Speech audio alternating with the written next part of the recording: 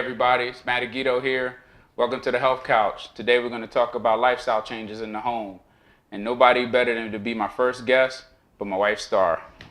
Hey everyone. All right, so I want to talk about these lifestyle changes we went through over the last X amount of years, probably about the last maybe 10 to 12 years, but there was some interesting beginnings to it. And, I was trying to figure out, like, how do we talk about lifestyle changes? How do we talk about lifestyle changes? And the one thing I could think about was my unbelievable love for Hot Pockets. Back in the day, I was a Hot Pocket nut. I mean, come on. I love them all. Pizza style, the one with the beef in it, the beef and the white cheese, The whatever. Philly cheesesteak. The Philly cheesesteak, that's what it was. The Philly cheesesteak, I forgot about that. And I loved it. I mean, it was great. You could microwave and put them in a little sleeve, pop it in there. I think it was done in like 2 minutes. Only problem is when it was hot, you had to you bite into it and you just burn yourself accidentally. You'd be like, Yeah. oh, snap. Yeah, that junk was crazy. But you remember when I opened up the box? No, I looked at the recipe and the ingredients, and it was just ridiculous amount of stuff. And that's when I started whoa, I think I need to kind of lay off the Hot Pockets. You know what I mean? Yeah, I remember that. And for a while you went and decided to get the lean pockets. Hoping that would be better. Lean pockets. All right, I don't know. I was just trying to think of a better way to make it sound. So, yeah, I think those were kind of the beginnings of the change, along with, changing milk, going from 1%, thinking for us, that was a healthy change at the moment. And you were like, oh, that milk is gross. Yeah, well, it was white water. I mean, that's really all it was. I mean, at the end of the day, it looked like somebody threw white food coloring inside of a bottle of water. It was pretty disgusting. And then you tried to make me put that on my cereal, which I thought was even worse. Well, that was one of the first amongst all kinds of things I've brought into this house since then. Yeah, you brought a lot of things into the house. And I was resistant at first. Yeah. At first. You still are sometimes. I mean, I don't mind. Well, I mean, I get set in my ways at times. I do. But there was a point where in 09/2010 when I was like, hey, I got to make a change. I got to make a serious change. And I remember some of our old conversations about how that impacted you. I mean, why don't you tell me, what was the biggest thing for you when I first started talking to you about the change? At first, I didn't really know what it meant. You came to me and you were like, Star, I'm going to be making these changes. I'm going to be eating different. And, I'm going to be really selfish with myself and my time. And I need this time for me.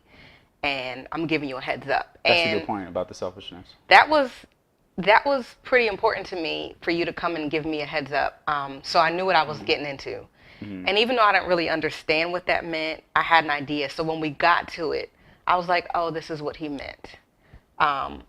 So I didn't know how it was going to look. And of course, when you started, you were working, you were already working all day at the time. Oh, yeah.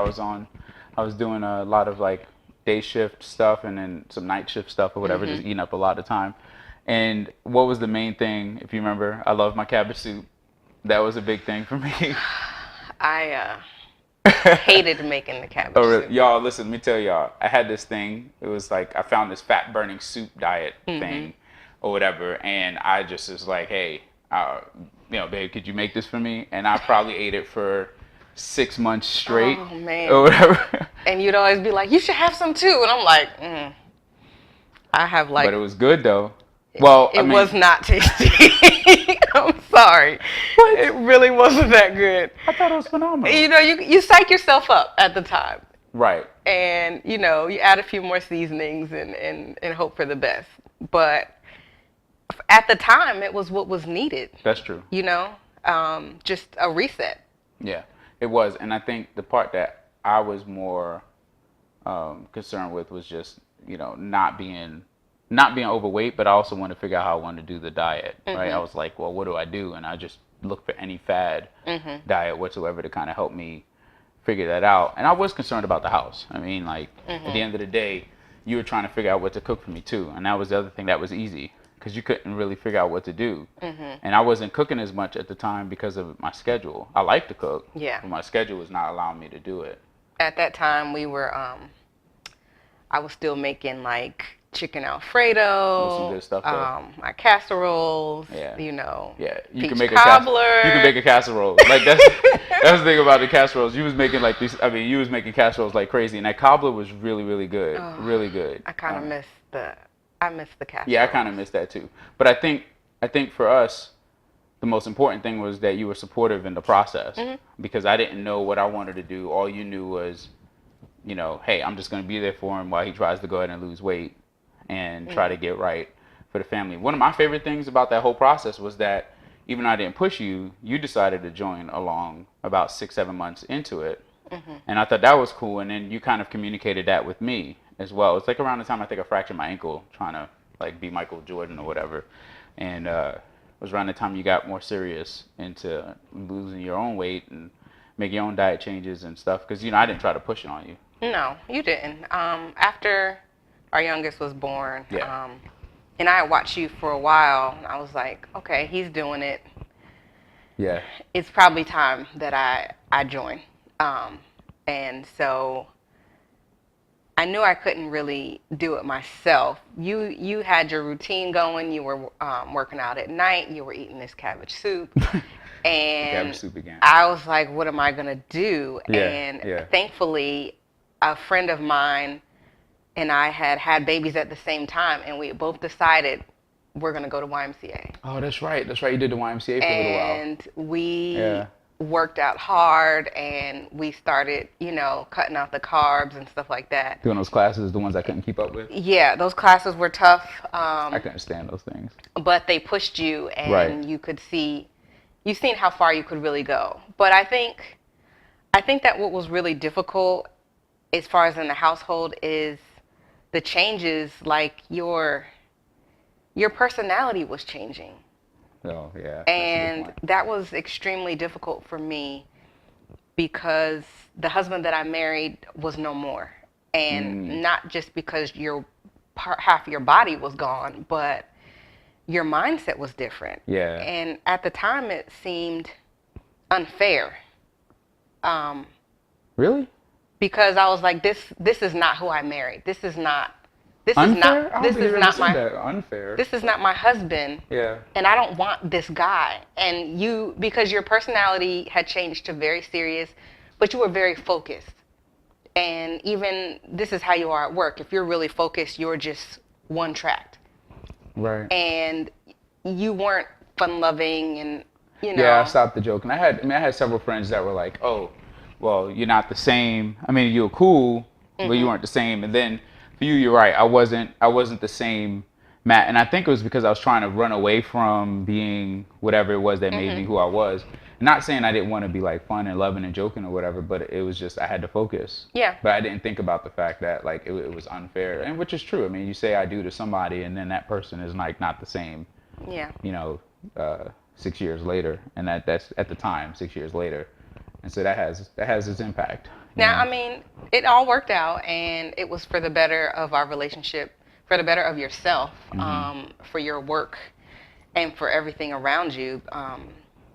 But at the time, it was extremely difficult. But I'm happy that we got through that part, and that we were to talk about it and communicate, and kind of you could see the changes you were making, the good and the bad. The personality traits that you were adding on that maybe weren't the best, but were needed for that time. You made adjustments, and Right. so I definitely appreciate that. Yeah, thanks. So I think one of the other things too is I thought about like when you say something about unfair, I wonder how the kids felt about it. But I mean, they were young, I think Michael was probably 6. That means Amara was like 2 or 3, something like that. And our kids roll with the punches. They just kind of roll with the punches, but like I had to change even the way I interacted with them for a little while, and we had to stop giving them certain things. Like we weren't going to fast food grabbing any chicken nugget anymore, or getting any type of fries. I mean, we still get fries and chicken strips and stuff, but you go from like that to like, hey, maybe we need to get the Christian chicken. Everyone knows who that is. I'm not going to say the name. Y'all know who it is. Won't see him on Sunday.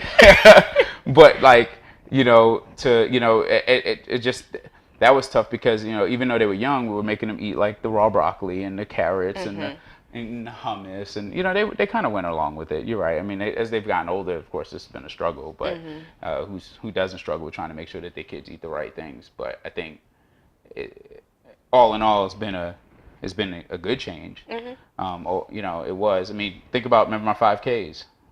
Like I was running those, and you were pretty supportive there too. I had several friends that were pretty supportive around the 5Ks, and even though it sounds something like small, that was a really big accomplishment for me because I got a chance to not only lose the weight, but then also get like I don't say if athletic is the right word to use, but I've got I don't know, I guess you could say an athletic kind of gain out of it.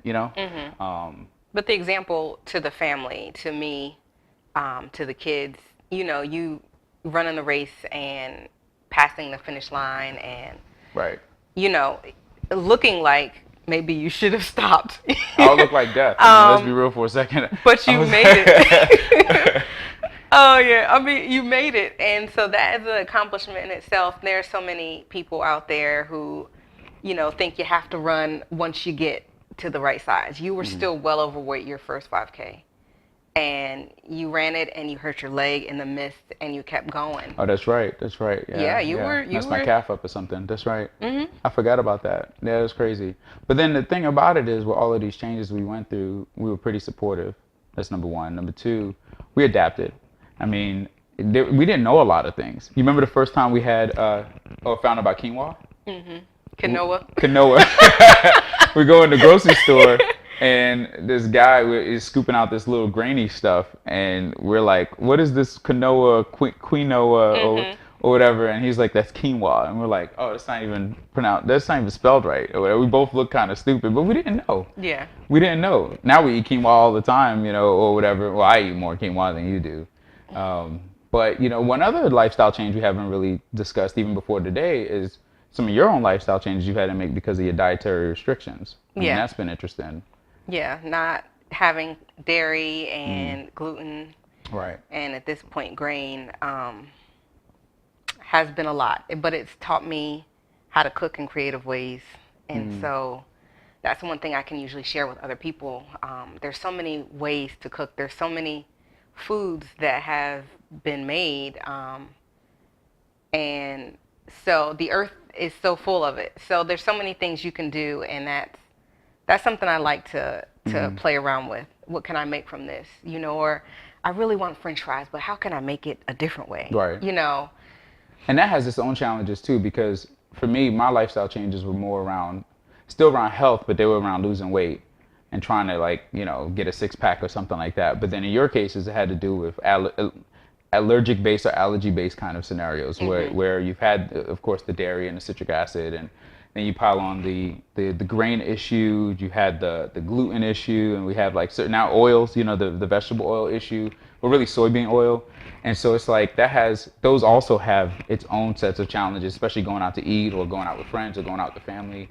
And, the world has changed. So that's helped a lot. But in the home, we've had to adapt and fill our cabinets and pantry and refrigerator up with things to kind of help support that style. Even for me, it's hard. And we talked about this, even just making sure I'm more sensitive to it. Because there's times I can sound insensitive when I'm not trying to be. It's just more around trying to understand. But then I think on the flip side, if you were able to be that supportive for me, I need to also continue to be as supportive of you, even if I didn't mean to, even if I'm not coming across that way. It's unintentional or whatever. All right, guys, y'all in the middle of our marriage here, so it is what it is. And it's hard. It's difficult, I think, either way, because I'm trying to go according to the diet I need to eat, and you're trying to go according to a diet to stay overall healthy and keep your weight down based on your body type. And so we're both going through those struggles, even as we eat at home, but also really to eat outside the home where it becomes more difficult because we don't have the same things at home that are in most restaurants. Right. And so it's always a challenge to find new and healthy places that we can enjoy, and we all are like, oh, this is so good. So we got we have a short list, but it's not too short. It's actually not that bad. We've gotten certain friends hooked up on some of those choices too. But I think we've made it work. I Mm-hmm. think that's the thing about it. We made it work for us, right? I mean, I have my way of being restrictive. You have your ways and needs of being restricted, but I think together we made it work. And even with the kids, they're struggling a little bit, but we've made it work. And I think adaptability is key Mm-hmm. to making sure that we, you know, you know what I mean, like that we continue to kind of deal with the lifestyle change. And I think it's funny through this conversation, I'm realizing it's like lifestyle changes in the home. It's almost like iterative, like it's always happening, Mm-hmm. you know, because it's funny because, you know, we talked about me and then now we're talking about you and some of the things, you know, you need to deal with to kind of help maintain your needs because Mm-hmm. of the adjustments you've had to make and how in some cases, as frustrating it can be for you, we all have to still adapt to it. And even you have to adapt to your own changes. It's like so I feel like I made a choice. You feel like you were forced. Mm-hmm. You know, does that kind of Along the way, after the initial weight loss. right Yeah. after initial weight loss, right? You Yeah. felt like you were forced. Yeah. Do I you still think. feel that way? Um. Yeah, I do. Uh-huh. I do. At this point, I'm still feeling forced. Okay. But I know it has kept me away from my struggles with food and Right. my overindulgence and my lack of control. Well, we know you like sugar. Who doesn't like sugar, really? When you think I, about it, I love sugar. I One of my love vices sugar. is candy. You know. I mean, I can take, I don't need the candy, but the cookies and the donuts Yeah. and the brownies with the ice cream. And so those things are difficult. But you had a slogan when you first started this journey. You remember what it was? No, I actually don't. Okay. I probably said a lot of things when I first You started have doing- so many sayings. Oh, okay. Yeah. What did I say? Win every day. Oh, that's right. Win every day. Yeah, And that's right. So, especially like, you got down and maybe you didn't work out as long as you wanted or whatever, and you'd be like, win every day. At least you did what you could, and now I'm going to do it again. I'm going to That's true. find a new way to win every single day. So, pretty much you weren't giving up. That's true. That's really true. I mean, yeah, I used to say that a lot because I would just pick a goal and I would say, for this day, I'm going to not eat the donut that may show up at the office because, office used to bring donuts and cookies and stuff. And then I would just say, okay, I did it. No donut. And then I won that day. And that's important. And then in the family, we should probably re-implement that too with just other things. Like, hey, you make a good choice, you win every day. And or win at that day. That's good. That's really, really good. Appreciate you bringing that back up.